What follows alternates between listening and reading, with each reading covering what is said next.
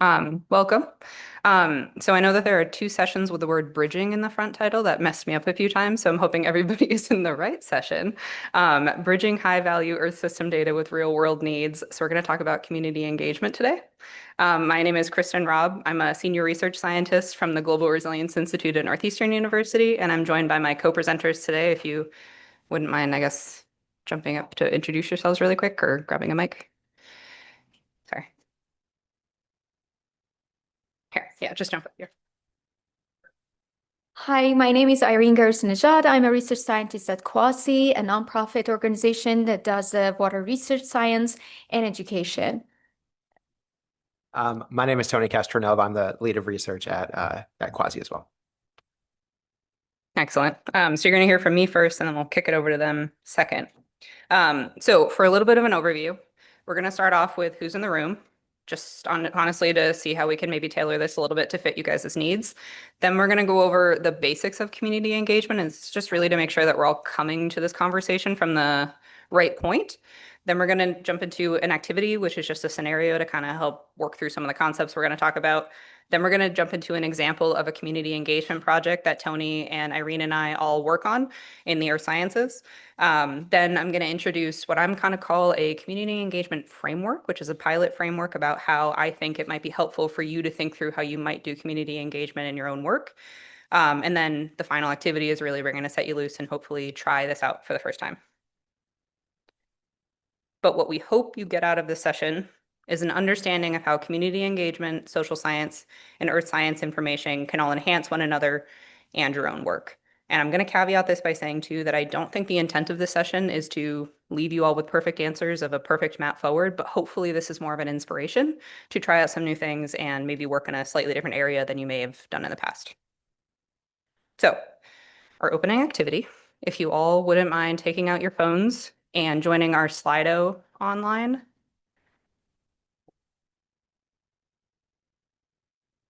And I think our tag is Earth System Data if this goes away before you're in. Okay. Just waiting on a few people. Okay.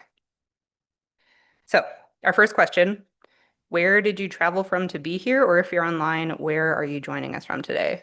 And I will let you know that I traveled from Vergennes, Vermont, which is a small town about 40 minutes south of Burlington, Vermont. And I know my co-presenters are joining us from the Boston, Massachusetts area and then the Northern California area. A lot of Boston, so a lot of us are feeling that East Coast time difference right now. Awesome. New Orleans, very cool. Local Seattle. Prince Edward Island, actually just read a book that took place there and very much would like to travel there. It sounds very gorgeous. Awesome. All right, Germany. Wow, okay. So all over the place. That's awesome. Our next question is we're kind of curious about your career stage. And again, these are just broad buckets, but we're just kind of curious if we're talking, it doesn't look like it, but mostly undergraduates, grad students, established. Cool. And I also note that the career buckets always change whenever I'm at different conferences. I've seen it 1 to 5, 10 plus, that kind of thing. So these are my buckets. Awesome. All right. Next, we're curious where folks are joining us from. So myself, I'm academia. I'm from Northeastern University, nonprofit. We have a couple folks from Quasi, but we're also curious if we got any agencies or just kind of that big other category. Okay, so a lot of academics.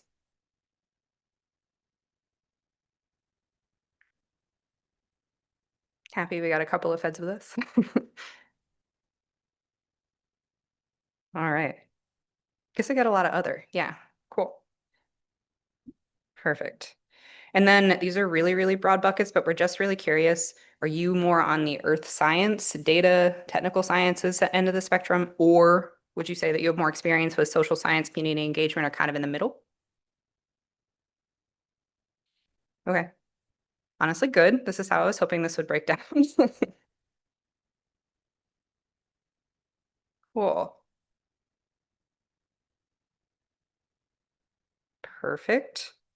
And then now we're going to dive into this a little bit. But right now, before we dive into the content, how would you characterize your own users of your data science services? Basically, whoever you're doing your science for, Who is that group of people?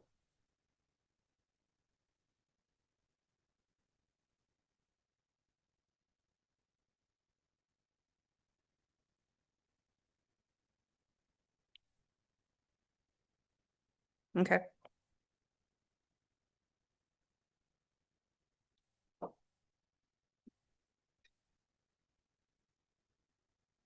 Okay. Researchers is big. That's good. Okay. So I think what this is telling me is that I think this presentation, my goal is it to be a little bit of a different perspective on maybe who data could be for. And I also am really happy to be honestly teeing up after our really great keynote speakers this morning. I think that's a really great lead in to this topic. Yeah, perfect. And then this is mostly just so we can try to tailor this. You don't have to answer this question, but is there anything in particular that you are really, really hoping you get out of the session today? Or just a burning question that you really want to make sure is answered? And then if we get answers, if you both wouldn't mind just kind of making a note of those and see if we can tackle them. User needs, okay. Okay, well, we're definitely going to get to some use cases of our work. We definitely have that.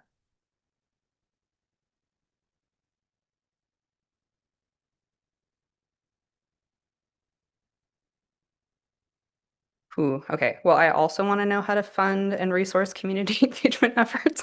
I think we all do. Unfortunately, I will not be covering that today, but in one of those maybe, what do we call that? Birds of a feather groups. That is a topic I would really love to chat about. Okay. All right. So we're gonna move on from this. If you guys wouldn't mind just taking a note of these and we can try to bring it up. And then we are gonna do questions. So we have Tony who's gonna be monitoring our chat for online.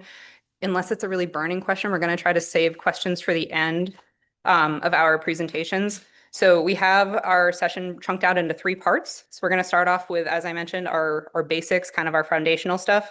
So this is the main lesson that I'm hoping if you're going to walk away from part 1 is that community engagement is distinct from social science, but there is an art to choosing the correct methodologies for your research. So this is really just hoping we're going to start the conversation on the same page. So to me, how I define community engagement is the applied practice of involving stakeholders or decision-making research or project. And I just want to note that I'm going to be using the term community engagement, but there's a lot of subterms and nuanced terms that kind of are all under the same umbrella. They do mean very distinct things, but in case you're coming from this where you might be familiar with another term or you're looking into this so you might encounter something else, just know that these are probably related, but they do mean things, and this could mean you might have seen participatory research, participatory modeling, community action research, any of your co-words, co-development, co-design, co-investigate. Those aren't the same, but they are often talking about the same bucket. So, but again, we're going to say community engagement moving forward. So who is this community and why might you want to engage them? So your end users, and I saw a lot of you mentioned researchers, but your end users of data, and honestly, we have our keynote speaker from this morning, as we saw, the end users of data, they're not always researchers or scientists. They could be, yes, they can be your fellow scientists in your discipline or outside, but they could also be federal agencies, policymakers, emergency management, emergency managers, farmers, residents, so basically anybody kind of living in a geographic area.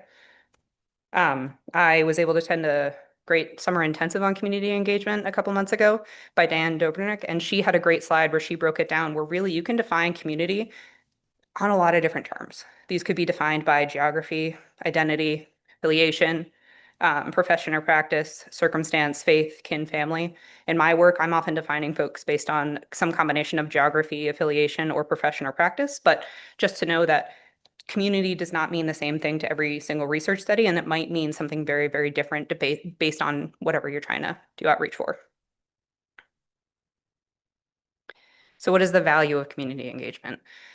This, I really debated a lot on what to show here, but I think that one nice summary I saw was NOAA's Office of Coastal Management has an introduction to stakeholder participation, and these are just some of the benefits that they highlighted. So especially from us coming from a earth science information, trying to get that out there perspective, if you engage in community engagement, this can help you produce better outcomes and decisions. It can help you garner public support for agencies or your science or service or whatever you're trying to develop. It can bring light to important local knowledge, And it can also help agencies understand flaws in existing management strategies or, for your own work. And then if we look to peer-reviewed literature, this is a quote that says co-production increases the likelihood that services will be used for a long time and that they will be updated to improve and improved continuously. So there's studies that show that if you're building something for someone, if you involve them in the creation of that something, they're more likely to use it at the end of the day. But these are just a couple of things. So what I'm hoping is if you could go back to Slido, and the question will be, what are the other benefits that you see? Either that you have seen from engaging this in this yourself, that you've seen somebody else have benefits for, or if you don't, that's fine too. This is the same Slido link from before, so if you just keep that open on your phone, I think that'll be easier. But what are the benefits of community engagement that you have seen that we're missing here?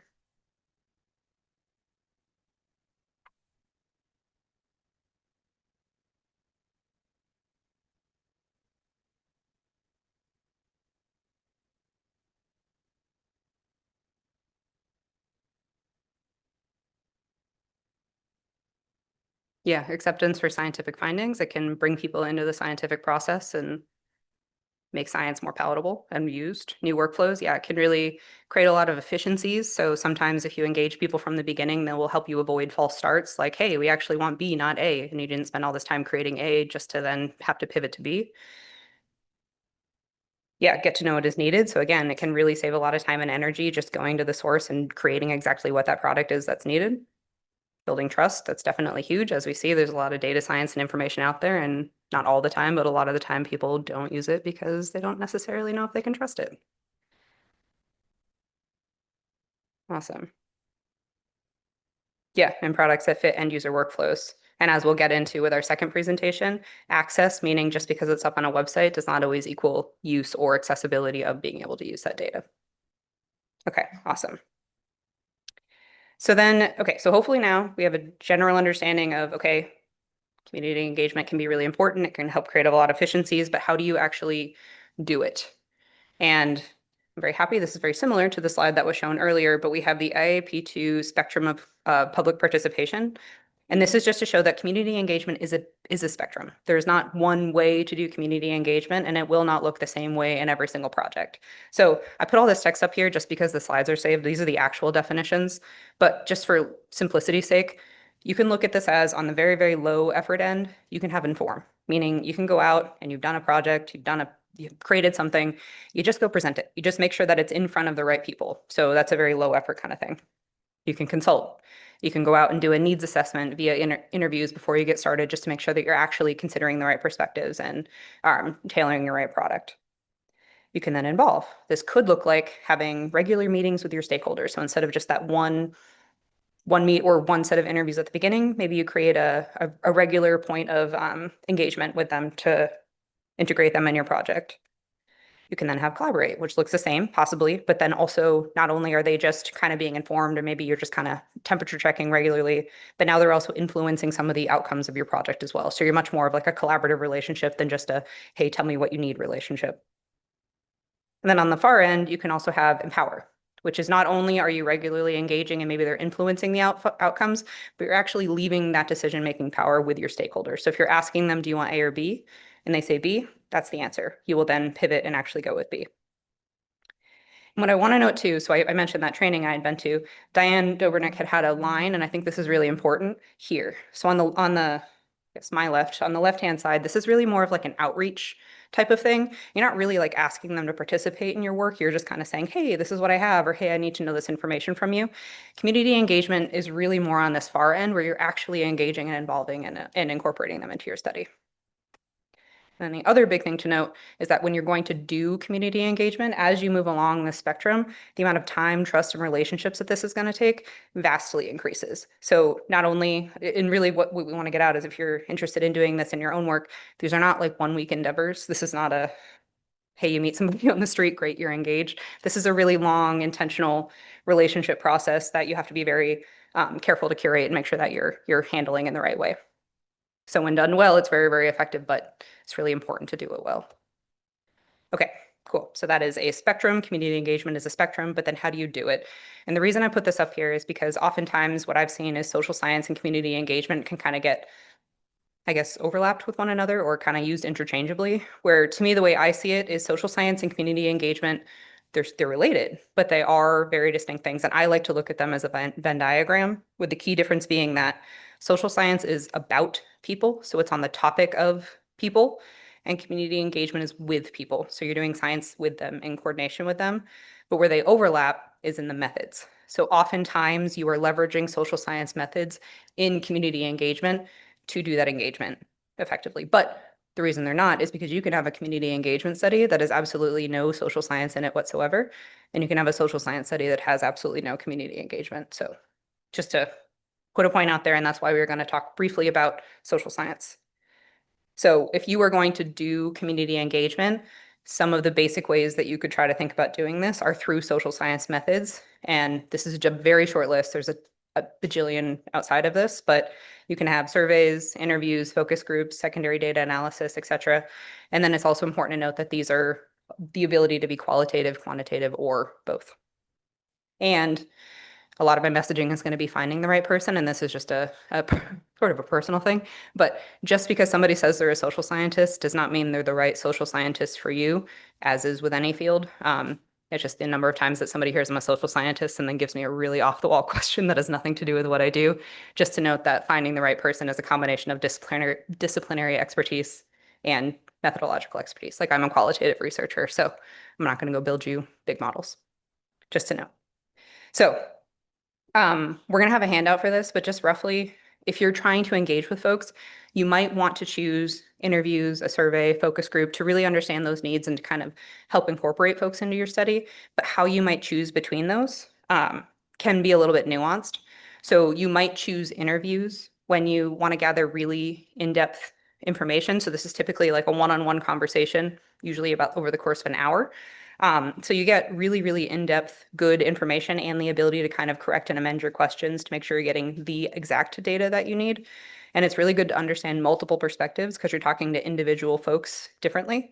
But it takes a really long time. Like in the first phase of the study we're going to talk about, I think we did over 80 interviews. That's a really time-intensive process to do that. So then you might choose a survey, which is great to understand general perspectives because you're usually blasting it out to a really wide group of folks, but you got one shot to get your questions right. So it takes a lot of expertise to craft useful questions. And then, as we all know, you get 1,000 surveys all the time, so your response rates tend to be pretty low. So then you might consider secondary data analysis. All this means is it's just data out there that already exists, and you're just going to do some analysis on it, which is great because it's really easy to get, but it might not answer all the questions that you have. So then you might consider a focus group, which is typically a bunch of different folks in a room all talking about a same topic. So that's great to understand really group dynamics and to collect a lot of in-depth information at once, but it really requires really skilled facilitation. And you run the risk of having, one person kind of dominating a conversation. And then the term mixed methods just means that you're mixing these, which can help you get better what you want. Like, you may do interviews to understand the landscape of a topic and then follow up with a survey now that you understand the questions you want to ask. But while that can result in better results, that means you're then doing two methodologies. So that just takes a long time and a lot of effort. Okay, so the next slides I'm just going to go through really, really quick. And it's not meant to show you how you would do it. It's more ideally if you want to do some of these methods, to encourage you to reach out to an expert and really just to collaborate. So even if you say you have access to Google Forms, you know a couple of questions you want to ask, so you're going to do a survey, that's great. Or you already know a couple of folks, maybe you're going to reach out and you'll just schedule an interview. What it goes into this can be kind of complicated. So this is from my colleague at UVM, Rodrigo Soares. We gave this presentation a little while ago. This is what quantitative data analysis in the social sciences can look like. So you don't have to understand this at all. The point is that it's not as simple as possibly you think it is. And it can be really good to reach out to an expert. So this is actually data analysis from a nationwide survey that went out. So this is a survey data analysis. Here's another example of a serious game that they're doing at UVM. So not only does that take a lot of technical expertise to build that game, I couldn't even begin to tell you how they do the analysis to figure out how people are making decisions and how that influences things. I did mention that I am a social scientist and a qualitative social scientist. So this is an example of how we did some data analysis. This is qualitative data analysis.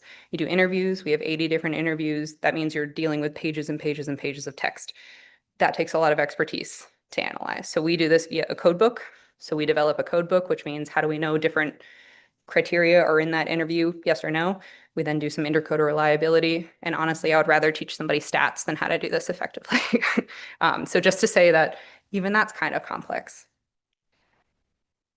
And then finally, just a note on surveys, there is a whole science behind survey design. Yes, a quick Google form maybe totally fits your needs, but just to note that sometimes it is really worth working with an expert because you can even craft questions to get some really complicated quantitative analysis as well. So the whole point of those past three is just, if you weren't aware, social sciences are not as simple possibly as you thought they were, and really partnering and finding the right collaborations can save you a lot of time and effort and also make sure your projects are done well. So the last one here is, this is just a questions one. We're going to have the same question Slido up for the rest of the time. So if you have questions that come up both now for this, what we just shared on before we get into our little activity, and then as we get into part 2 and 3, just feel free to populate those here and we'll try to get to these at the end. So this is the same link, but just if there are any questions immediately. So again, that was a really high level, and the inspiration is that there's an art to community engagement. Often it will involve social science methods, but it doesn't have to. And possibly it is best to collaborate, or that can save you a lot of efficiencies when you are trying to design your own methods. But we're going to the next part here is we're going to get into an example of what an actual community engaged project looks like. So hopefully this will start to solidify some of the stuff that we just went over at a high level.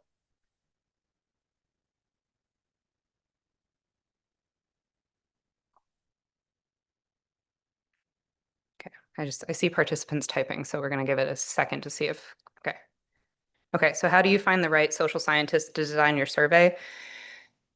I mean, the true answer is networking, but then that's the challenge, is how do you explain to somebody how to network? So oftentimes social scientists know each other. Like, for example, we're part of a Cairo, it's a NOAA cooperative institute. So the advice there is, if you know one social scientist, you ask them, and if they're not the right person, they probably will know somebody. So if you're at a university, talk to your professors, see if you know somebody. I mean, I don't do survey design, but I know people who do survey design, but especially if you're at a university, I bet that there's a social scientist at your university. So probably just start asking around, and then you probably will find the right one. That's honestly how a lot of connections are made. That's how I make a lot of connections, is you just start asking and then you end up with the right person. You do a little Zoom meeting or in-person meeting, and then you kind of go from there. How do you suggest approaching changes when you get conflicting community feedback? I'm going to save that one. I think part 2, Irene, might get to that one a little bit. That is a whole challenge. Otherwise, I am one of those people you can chat with, and our emails are up. I think that's kind of a bigger conversation. So I would recommend reaching out to me if we don't answer that question. Yeah, increasing number of participants. Again, these are maybe for some of these email, because these are kind of methodologically specific, and we're going to try to go a little bit more broad here. And yeah, when you're trying to extend to a new community, how do you find the right people to engage with? The answer there is also networking. We're going to get into the study that Irene and Tony and I work on, but how we found those initial participants was, I first started with my network. We had a couple of states identified, and then reach out to the folks that I knew and said, hey, do you know anybody working in these spaces? And that's how you get started. You basically ask around until you find the right ones. And then when in doubt, you can do a cold email, but it is a slower start. That's part of the trust building process. So if we don't answer that question fully in the next part, what I would suggest is reach out, and that's one I can chat about for a while. Okay, so we're going to leave this open if we have more questions, but what we are going to ask you to do now is an activity. So for those of you in person, this will involve small groups and chatting. For those of you online, we're not going to force breakout rooms, so just consider this on your own. But the scenario here is how you might consider combining community engagement and Earth systems information. So we have a generic scenario written here, and the goal is not to get caught up on the details, and we're hoping it's vague enough that you can kind of apply it to what you're working on. But after reading the scenario, what we'd like you to discuss in your groups, so in the room, if you could break into small groups of 3, we would like you to consider what role social scientists or community engagement experts might play in this scenario, what role earth scientists might play in this scenario, what the value of investigating this challenge together might be, and then which social science method might be the most helpful in this scenario if you are going to use it. And the goal is there is not a right answer to this, but we're hoping that it will allow you to explore some of the concepts that we were just chatting about. Okay, so Irene has handed out that table that I mentioned earlier of the different social science methods. It's just something that I found online. It's referenced or sourced where we found it. But so in the folks in the room, we're going to give it about 10 minutes. So if you wouldn't mind just grouping into groups of 3 and just chatting through the scenario. And then and people online, if there are burning questions that come up, please put them in the chat. We'll be monitoring that. And online too, if you have big insights or want to share what you're coming up with as you're thinking through this yourself, we'd be happy to share those as well. Hello. I'm really glad everyone's having such great conversations. So I guess before we completely move on, what I would love to do is we do have a mic. I was gonna have Irene come around with the mic, and if every group could just share one thing from what they talked about, and that can either be something that was surprising or challenging, or I guess something that maybe new that occurred to you. But if each group could just share one thing that kind of occurred during your conversation. I guess start on the left side. Yeah. And those of you online too, if you wouldn't mind maybe putting something that you learned in the chat as well. Well, I don't know if this is surprising, but I think in the third area of investigating together, it was really thinking through some of the dynamics of the Earth system scientists who, maybe have better appreciation for what's critical in the data, what the limitations are as well. And then from the community engagement side of obviously thinking about how that data needs to be, or the information needs to be presented to be useful, and how it would be used. Yeah. And then the interaction to really make sure that those things connect in a way that is meaningful so that That's a lovely insight. That's exactly how our dynamic works. Thank you. Yeah, and it doesn't have to be surprising, but also just kind of the nature or something that you noodled over as you approach this. Let's see. We thought about it's really important to build trust maybe with these communities. And so the focus group or the interviews that are more interactive might be a really good mechanism to start that creating that relationship.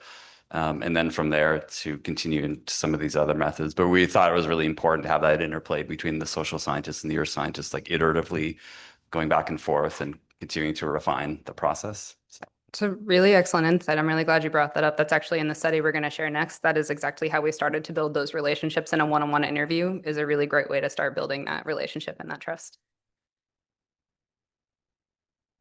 Okay, so I guess one interesting thing we talked about was how it's really important to have the social scientists and the earth scientists work together to handle risk with making the information available, because we talked about how people can misinterpret data Yeah. so readily. So that was sort of an interesting thing. Like, it sounds great to make all data available, but is it being used like ethically and responsibly? Yes, excellent concern.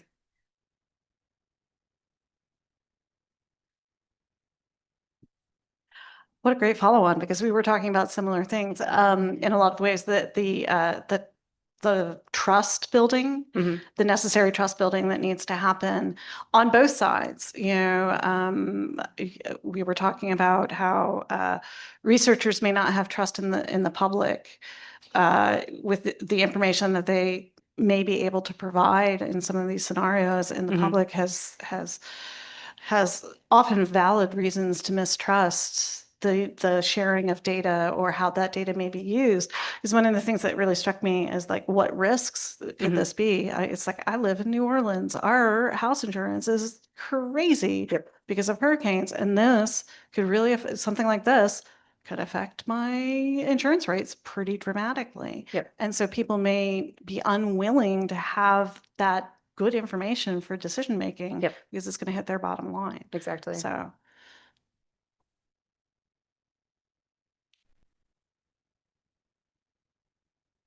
Well, I guess one thing that we kind of talked through was these different methods and how you might do one method and the information that you gather would feed into the next method. It's not something, these aren't like parallel tracks where you do focus groups and interviews and questionnaires. Like you take what you learn from one and use it to Yeah. shape what you do in the next one. Yeah, excellent insight and very much how we will share how we did our next project. I guess we also focused on methods because the scenario is vague and was supposed to be Yes. vague. And the first question was, the earth sciences. Everyone has its own biases. So the Yes. earth scientist comes with the assumption that this is a really interesting question and the really interesting information, which might not be true. So it's very important to find the right participants, and we went with the focus group Mhm. as the first exploration stage. And it's very important to find the right stakeholder for this focus group to answer, is it information really needed, important, relevant, and so on. Yeah, excellent. All right, well, thank you, everyone. Those are really great insights. And I also just want to note too that the goal of this scenario, which I can say too, originally in a previous thing, this is kind of based around the National Water Model, and it has some retrospective data available from it. So that was kind of the original conceptualization of this. So these are actually a real challenge that we're actually very interested in researching. But the whole goal too is that you can approach this scenario from 8,000 different ways. You could design 20 different studies that would all kind of hit a different objective, use a different stakeholder, investigate a different aspect of this, different disciplines, different earth science information. So that's kind of the goal too, is that it is nuance, and all of the different points that you brought up are also very, very true when you're designing these things. So thank you all for participating in that. Okay, and with that, I'm going to hand it over to Irene, and she's going to take us through our example of a study that we are all working on. So yeah, thank you everyone for participating in activity 1, which was more general. Here we're sharing like a debriefing session of our experience on a particular project, which aims to bring that community and explore the community engagement and answer the question how that could improve using the National Water Model data, which is a data sets and the model that NOAA provides around the water data and the hydrology. And the whole point is the main message that here we want you all take away is that it's going to be different for any different projects, for any different community that you bring on. And this is the main title or the main question of that research project that was funded by the NOAA's Cairo Cooperative Institute. So starting with, for this project, we had the social scientist teams. We were the technical teams from Kwasi to come with this idea. Okay, we bring the expertise of being familiar with the National Water Model data, but the social scientists were the people who actually search for who's going to be the end user, who's going to be the stakeholders of that particular data. And it ended up with 6 different communities from 2 states across the US, 3 of them in Missouri. As you can see, one of them were the state park. The other one is in the middle, the DeSoto City, which is very small in size. And this community is particularly interested in their little town, their little city, where the flow is coming during the flash floods. And then the last one is at the county level. So you can see how different these 3 communities are. And we will talk more about what are their needs, and their needs also could be different. In addition to that, there were 3 other communities which were engaged in this project based in Vermont, all across the southern eastern part of the Vermont in the middle. And again, different sizes. One of them contains about the middle one, for example, the Two Rivers contains about 8 or 9 counties. So you can get a sense of this is going to be the regional, not just a local, we would say at the regional scale community who need to take actions, do the emergency management during some extreme events like the flood. We know that there are lots of National Water Model data on the order of the terabytes of the data sets. And honestly, NOAA have been taken or considered as stakeholders when they designed these websites to be used. But the question was, are these websites actually being used and helpful, useful for that level of the stakeholders or end users that we were talking with and we were exploring? So We had sessions, we had interviews. Have you ever heard of the National Water Model? Are you even aware that these tools or data sets are available? Are you aware with the different formats that these data sets are available? Talking about very high level here of, okay, most of the National Water Model data set are NetCDF, ZAR. I know most of the people in this room, in this conference are familiar with these different types, but that wasn't actually the case when it comes to our stakeholders we talk about.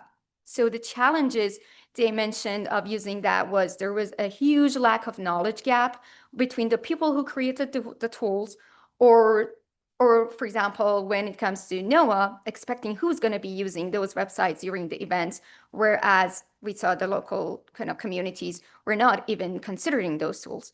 And the timeliness matters because these communities are at the front. They want to do the action like in an hour, in a day, in a week. And it takes a time for them to get familiar and work and have a technical person on their community to be able to make that decisions very timely, in a timely manner. And those tools were found to be not easily communicated, again, because there's a various broad of the expertise, backgrounds in terms of the technical or even their professions, their roles, which really those tools were not helpful to address all of them. So the main questions for this project was asking the stakeholders, what could be the other resources that you need, what we can help you with to come up. And when we say we, it was Tony and I on a technical side, thinking again as a research scientist, and we said, okay, let's just create, these are open data. Data is available. Let's just create reproducible code examples in Jupyter notebooks, which may not require that much of the kind of the technical background and knowledge. They can just connect to free available compute resources, run the code, look at the results, and do whatever fits your needs. And we came up with some use case developments, but it turned out those only address some part of the challenges and couldn't even solve most of the parts because it requires, again, the technical information. And it was only us developing things for them. So the lesson that we learned was effective design begins by meeting the user exactly where they are and speaking in their language. For example, when we say, do you like to look at the time series of the flows coming? There were people on the community that said, what is time series? And that was like a trick. Okay, we need to speak whatever their language they use during those events, so those kind of situations and conditions. And it came up like the shift was from the use case development to the capacity building across those two different states and communities. I'm going to here focus only on one of them, which is the Roaring River State Park in Missouri, as an example of what they actually needed, that community needed. This is a park. This is one of the biggest parks in the Missouri. Every year it gets about like 1 million visitors.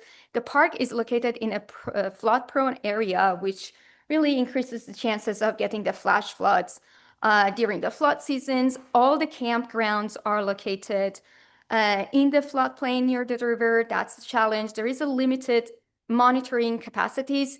I believe there was only 2 USGS gauges. One was destroyed during one of the events, so they're just left with only one gauge, which is not even around the campground areas. And then park rangers, who are actually the people that they need to make sure when it comes to the evacuation, when the flood comes, have to communicate that information. They really don't have any reliable indicators when it comes to the flooding. Some of them mentioned, for example, we have some bushes and we look at the window. If we see the bushes are moving, that means the flood is coming or something is coming. So that's simple indicators, but were they reliable or not? That was a question or debatable question. So they were really excited.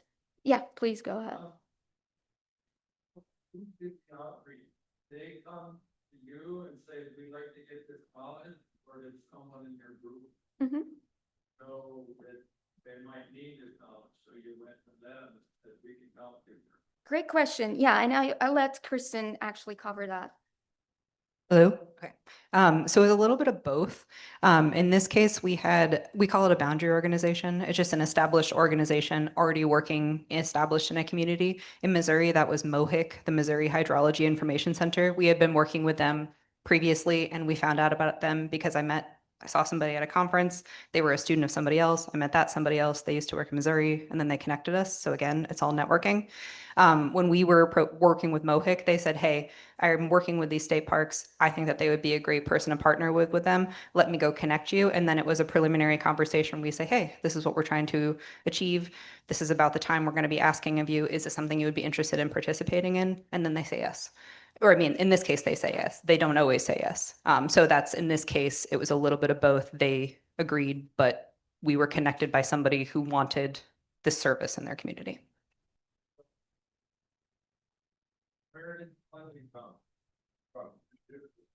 So sorry, I forgot. The question for the online folks was, where did the funding come from? This is funded through CAIRO, the Cooperative Institute for Research Operations and Hydrology. This is part of a 3-phase study, which were the main, through NOAA, through NOAA. And the main research question here was, how can NOAA's National Water Model be leveraged in community resilience planning? And then how can the National Water Center help facilitate that use? So it's really exploring a new type of end user for the National Water Model, which was traditionally conceived for more of like a technical expert, kind of like the regional NOAA offices or sort of the highly trained emergency managers. So we're exploring a different potential user for the National Water Model. Yeah, and really come back to that trust and investment that Kristen's group at GRI put was when they heard this group are willing to be participating in this project and sharing their kind of like the needs with us. It was that Dr. Robin spend the time to go actually to the park and got a field tour about the park. And these are the images that she shared with us. And then with the park ranger explaining exactly what happened, what are the issues, what are the locations, a full depth report that came out for us, which really helped us to better understand their needs. So back to that effective design, when it comes to the effective design, especially among 6 different communities, think about that. These are only 6 different communities. And how many more communities do we have? How many different they are? Even for these 2 groups, let's just think on the left-hand side of the screen, the 3 groups from Vermont include some volunteer selected board members or emergency management. And from the Missouri, it was more with a technical kind of expertise coming from that MOHIC, which is the Missouri Hydrologic Information Center, unit chief.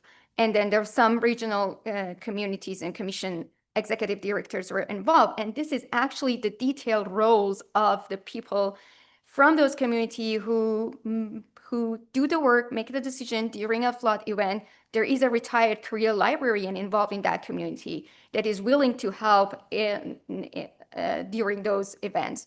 Or for example, another case was when we were interviewing, getting more engaged with this community people, we found that the emergency management director was appointed just a month before a severe flood event did happen. And he was still on that onboarding, making sure he finds a great connections or how to define that process. So these are the very important yet maybe unrated conditions when it comes to that effective design to consider.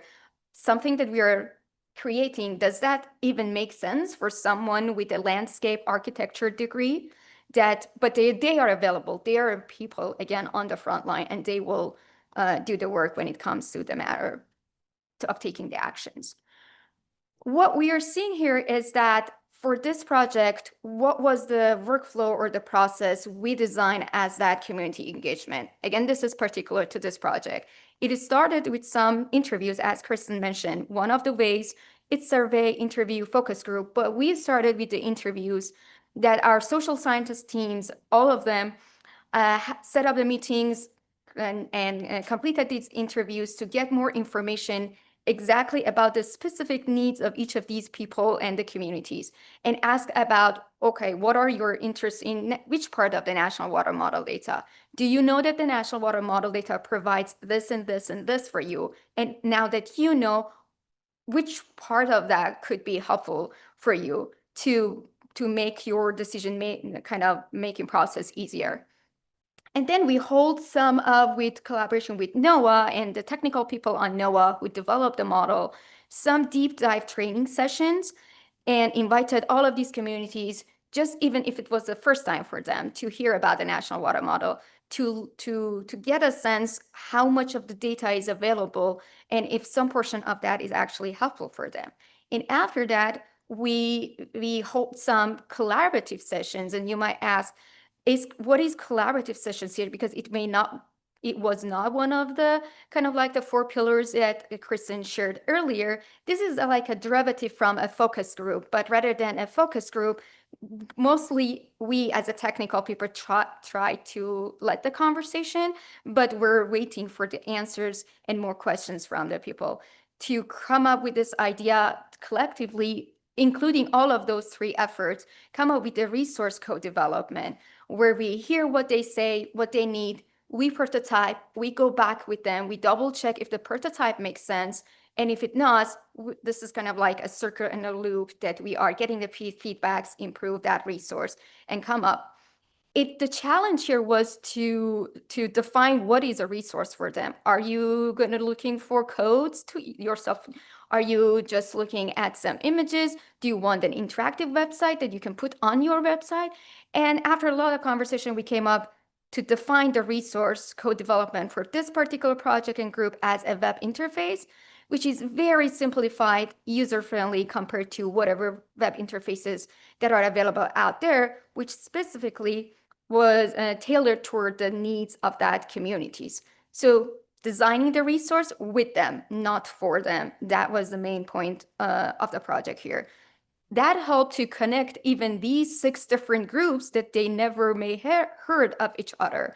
Or they thought, for example, even in one state, the regional communities, they didn't know if this regional community, for example, has or are interested in the same data from the National Water Model from the other. So that was interesting because the conversation was building up among those communities as well to share the knowledge among their groups as well. And we tried to balance the expectation to clearly mention that the tool, the resource that are going to be designed here may not cover all of your needs, because that's, again, particularly another challenge. It would end up with another website with lots of complex data set available, methods to access. Let's just narrow it down, balance the expectation that could cover most of your needs. And by synthesizing all of the interviews, all of the collaborative sessions information, we created this table, which you see on the rows are just the names of those 6 communities, and each columns is actually something that came up from their needs. If they are shaded completely, like the first, second, and the third column, which is their needs for having a regionalized map interface, they were not interested to go to the NOAA website, look at the whole CONUS site, and then zoom in to find the DeSoto city. They wanted DeSoto city to be always there. They just pull it up, look at the data, click on the map. So that was the need for all of them. The ability to look at the flow time series, to be able just to look at how the water changes across those rivers passing through the region. Or for a particular scenario, can I, for example, if I know from my experience that this river brings 100 CFS of flow, what would be a potential flood maps based on the National Water Model methodology, based on what NOAA facilities or services provides? Could they have some pre-generated information that play around with different scenarios to be more resilient when it comes to the flood events? And then there were other things here like the vulnerable areas.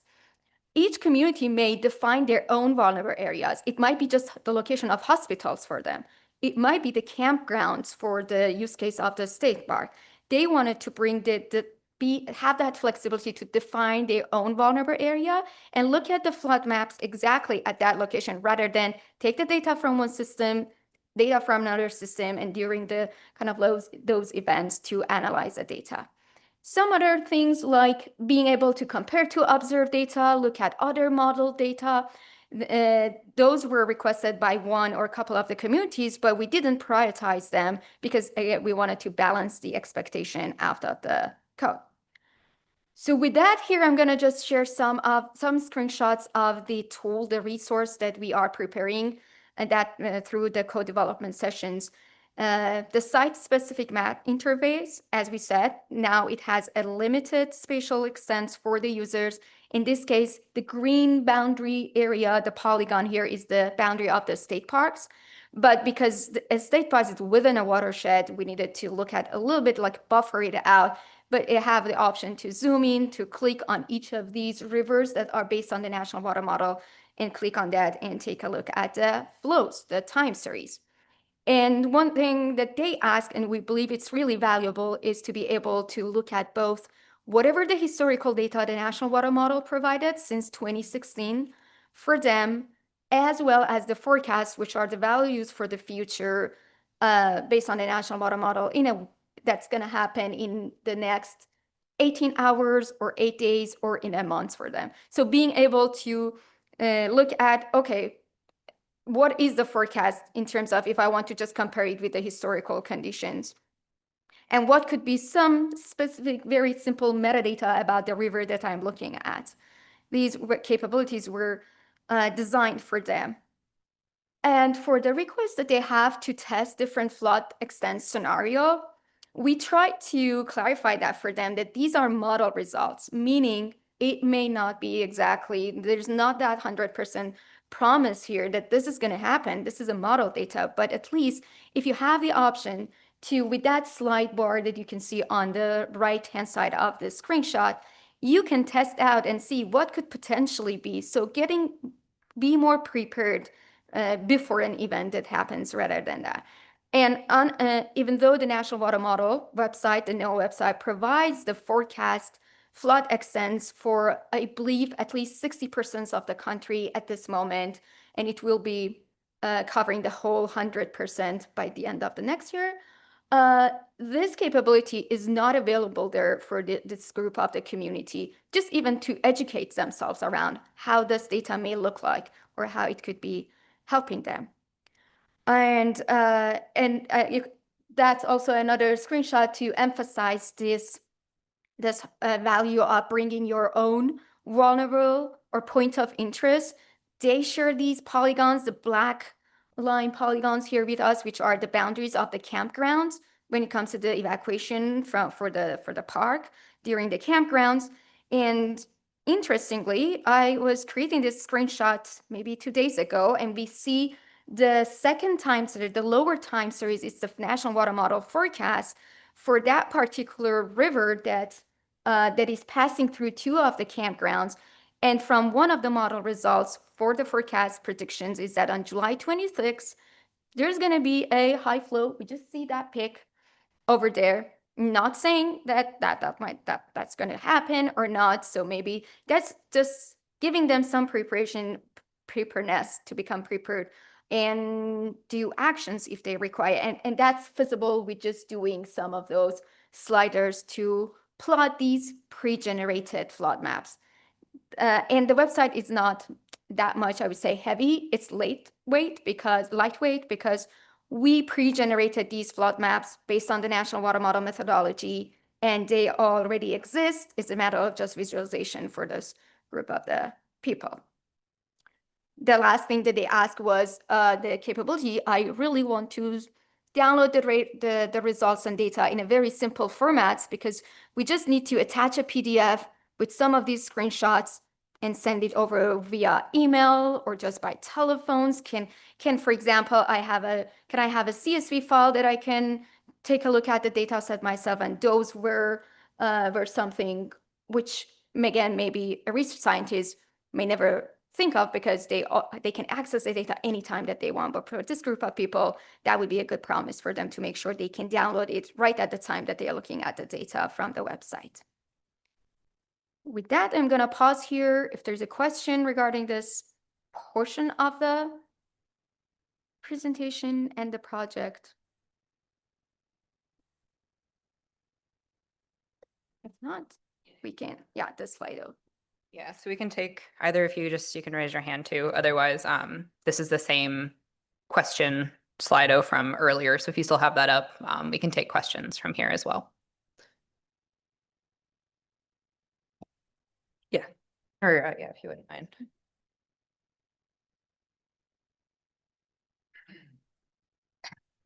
I will try my best to word this. It's not even a question, it's more a comment.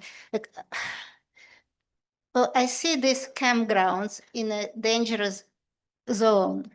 And my question is why they're there. Like I seriously, I come from Chapel Hill, North Carolina. 2 weeks ago, we were hit by historical floods. We have two commercial plazas that were totally flooded. Businesses were 5 foot underwater. A couple of hundreds of cars that were at the moment in the plazas were totaled. And you would think, well, it never happened before, but it did. Mhm. Not to that extent, that was extreme, but these two plazas are always flooded. And what they're going to do, they're going to rebuild. Mhm. Okay, so I have. It's not, I know Yeah, it's not yeah. the expertise, but my question is like, is there anything to do? Yes, so I do have something, and that, I mean, honestly, like that's another topic I would hate to say like to research, but I mean that is very related to what we're doing.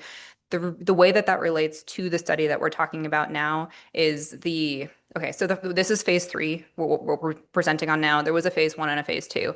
Phase 1 was really a landscape analysis. Is this of interest? What does this look like? But phase 2 was looking at different applications, like what might you want to do with this data? And related to that is one of those topics. So we keep bringing up the retrospective data from the National Water Model sets. Those are historical simulations.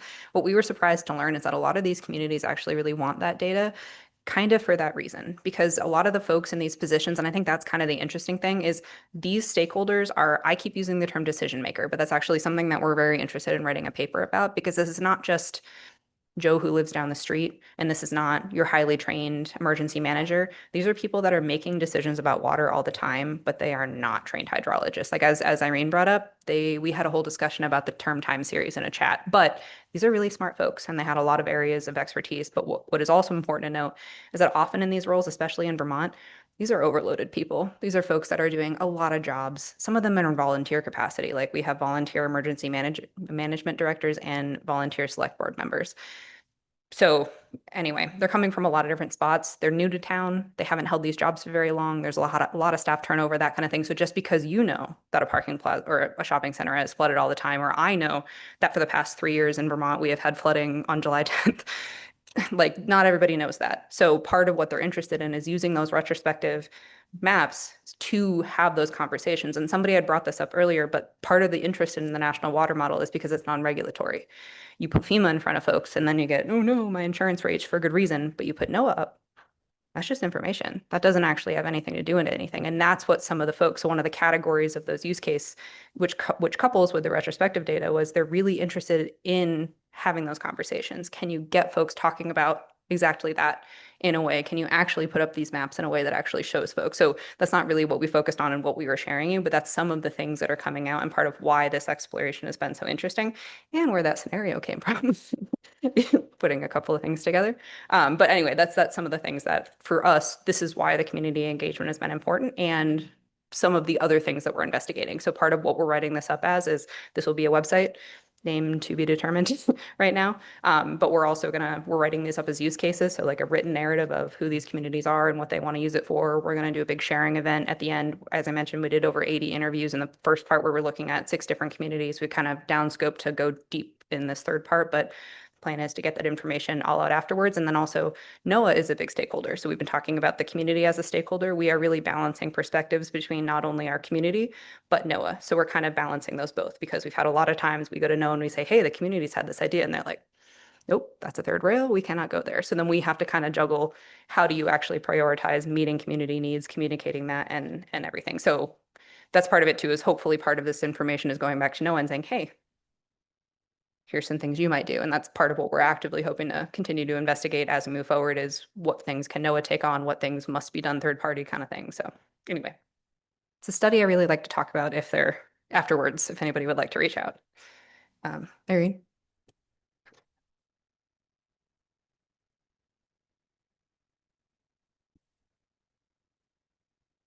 Great, thanks. So this question is actually about a point you just made about the volunteers. And I guess I was curious if you have in this project or in others, in terms of working with volunteers in some of these positions versus say professional in some of these other positions, do you find differences in terms of, whether it's their expertise or even their interest or their availability? Do you find any distinctions there, or is it Oh. pretty similar? 100%. Yeah. There we go. Yeah. Um, that's why when you're doing these engagement, so what we will kind of get into really quickly, because I was just told we've had such great discussion, we have 20 minutes left. Part of what we're going to talk about is, or one of the lessons is going to be, if you don't know, ask. Like part of this is too, like for example, when we're talking about those boundary organizations, we're actually providing contracts. We are bringing those folks on because in Vermont regional planning commissions, they basically all grant funded. So in order for them to engage with us to the level we needed them, they're getting a contract to help support their time.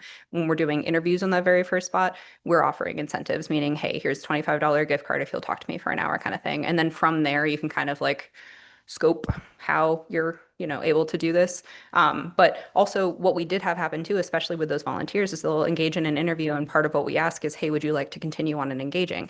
And we've had a couple of folks through very politely just like, hey, no, I just wanted to chat, but I think I'll leave it to you to kind of carry on. But sure, yeah, let me know how the study turns out. And then that's fine. But that's part of kind of how we're engaging. But we will find that like our guy at Mohawk, love it, answers every single phone call. He's super engaged in this work, but it's also his full-time job to think about this kind of stuff, So I think the folks that this is their job and you're going to get a little bit better engagement, but I think it's really important to kind of weigh those and also build that time in, knowing that if you want all volunteers and you're kind of on an outside topic, probably going to need a lot of time and really kind of consider the methods that you're using, like maybe in person. And I think we had a question about how do you increase response rates, especially for something like this. It is, if you know somebody and you can come recommended, that's going to increase your response rate, but also know that you're then kind of betting on a trusted relationship. So what we will get into really quickly, and kind of what the point is what I was trying to think about is hopefully the goal, as I mentioned, of this whole session was to not give you a perfect answer for how community engagement is going to look every single time, but inspire you to maybe want to try this for yourselves. And I put a lot of time into trying to think of how would I tell a vague project how you might go about doing community engagement? So what I want to pitch here is a process, not an answer. So what I did is I pretended Tony or Irene came to me from Quasi and said, hey, I have a new project. I want to figure out how to do community engagement. Can you help me? What would I tell them? What kind of questions would I ask them in order to start to work through this? So Irene's passing out just a couple of examples. We, just one per table, but this is available online.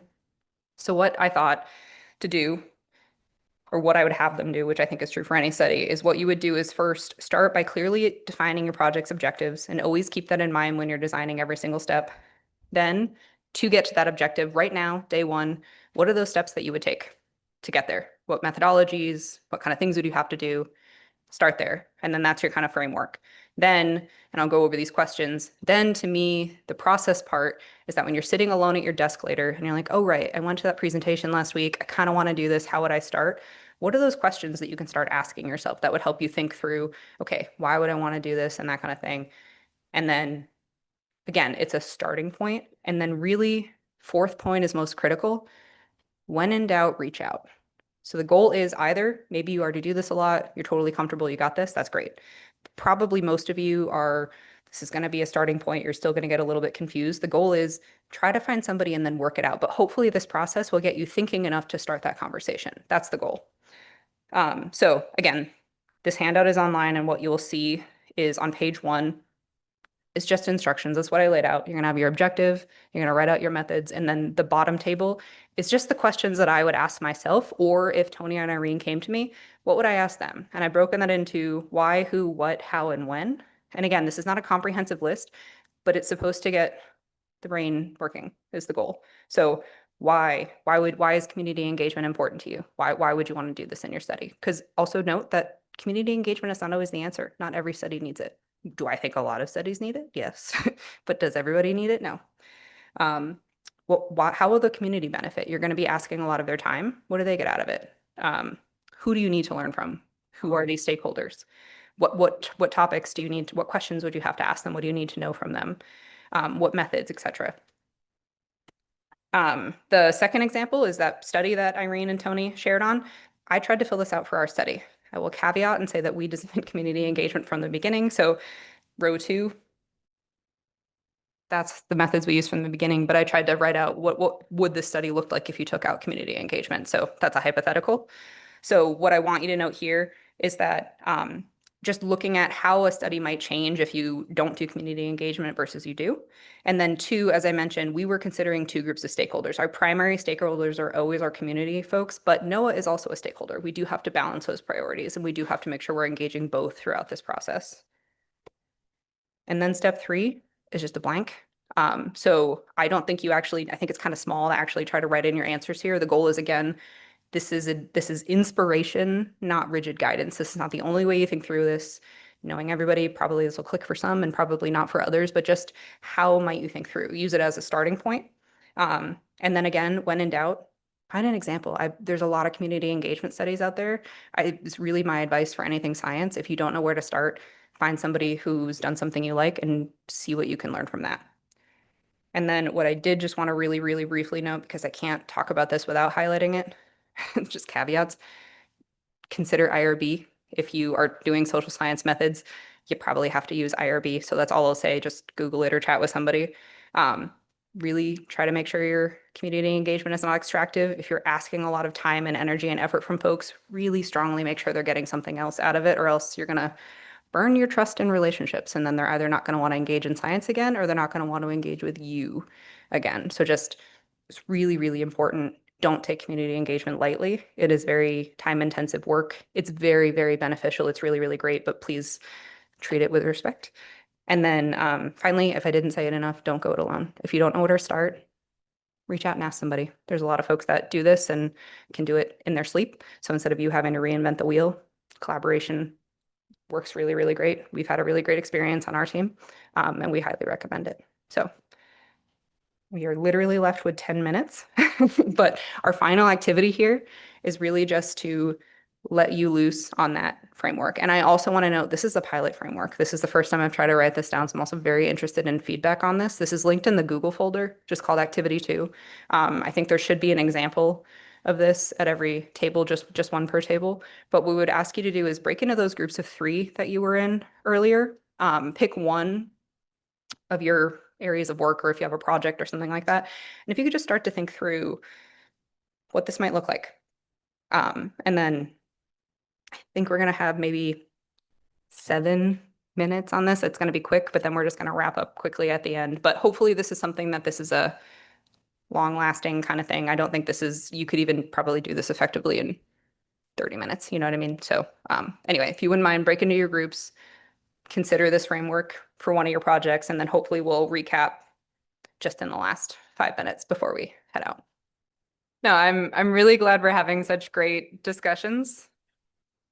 So originally, we were going to have everybody kind of do a report back, but we are out of time for this session, and I really don't want to be the person that goes over right in the face of lunch. So what we do have time is, I am wondering if there was any big questions or points of confusion or just kind of last minute burning things that anybody wanted to ask before we adjourn. Otherwise, I have put Tony, Irene, and my contact information up here. We very genuinely mean it. If you would like to reach out, obviously I represent more of the social science community engagement side, and these are our technical hydrology experts over here. But any question, we can definitely get it to the right spot. But again, any big questions? Yeah, could you the mic?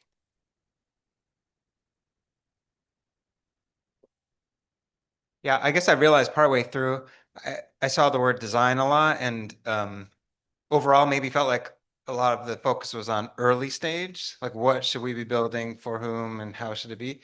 Is there anything different that comes in terms of the engagement model or methods as you get further along to evaluate, is it actually meeting those needs? How does it need to change? Or, Yeah. the evolution part, is it all the same, or are there new things? I mean, so the classic answer, it depends, but basically our study started in the middle. We were working with the National Water Model is live. It's an existing resource. It's already out there. It's already developed. If we didn't exist, it would continue on and it would be a thing. So the early parts of our study, that's what we were doing. So we really, the true intent was, does it have any application other than its current intended purpose, which is for other hydrology experts in a very technical capacity and really targeted towards emergency management? That was the original intent, and that's where we started phase 1, which we didn't talk about. Phase 1 was entirely interviews and collaborative sessions. That was, Who are you? What does your world look like? Is this something you would be interested in? What data are you using?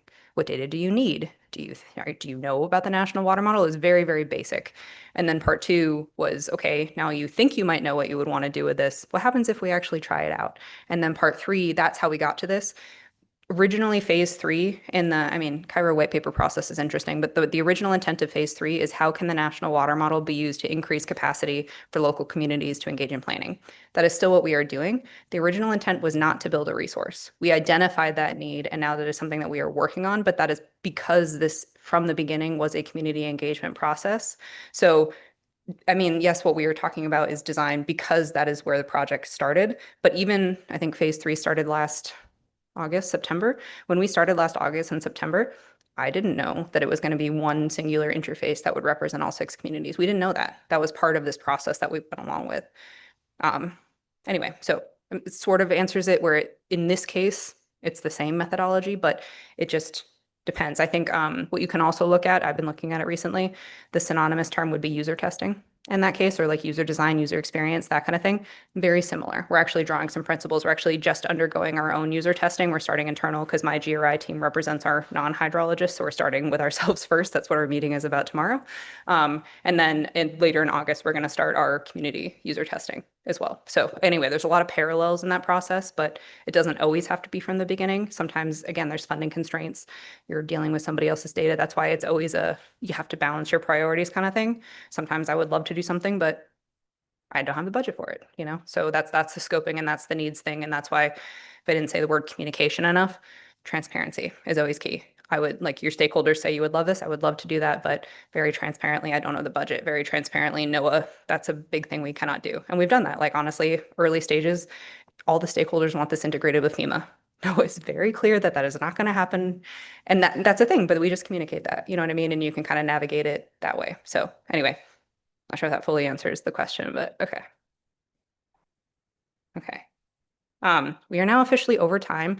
I will hang out for a couple of minutes, or I will be here all week if anybody wants to continue to chat. And please don't hesitate to reach out as well. But thank you all for coming and participating.